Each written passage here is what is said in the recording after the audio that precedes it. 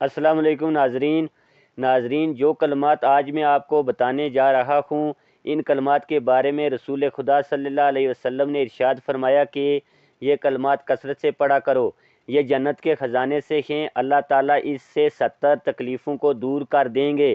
ان کلمات کے نیچے جنت کا خزانہ ہے اور جنت کی چھت عرش الہی ہے۔ اس کے پڑھنے سے اعمال صالحہ کے اختیار کرنے کی اور گناہوں سے بچنے کی توفیق ہونے لگتی ہے۔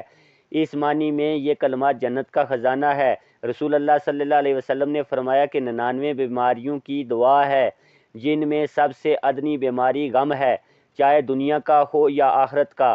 جب بندہ اس کلمہ کو پڑھتا ہے تو اللہ تعالیٰ عرش پر فرشتوں سے فرماتے ہیں کہ میرا بندہ فرمانبردار ہو گیا اور سرکشی چھوڑ دی۔ حضرت ابو ہریرہ رضی اللہ عنہ سے روایت ہے کہ رسول اللہ صلی اللہ علیہ وسلم نے فرمایا کہ کیا میں تجھے ایسا کلمہ نہ بتا دوں جو عرش کے نیچے جنت کا خزانہ ہے۔ اس لیے جو بھی اس کلمہ کو کثرت سے پڑھے گا، اللہ تعالیٰ اس کو شیطان کے شر سے بچائے گا اور دنیا و آخرت میں کامیابی دے گا۔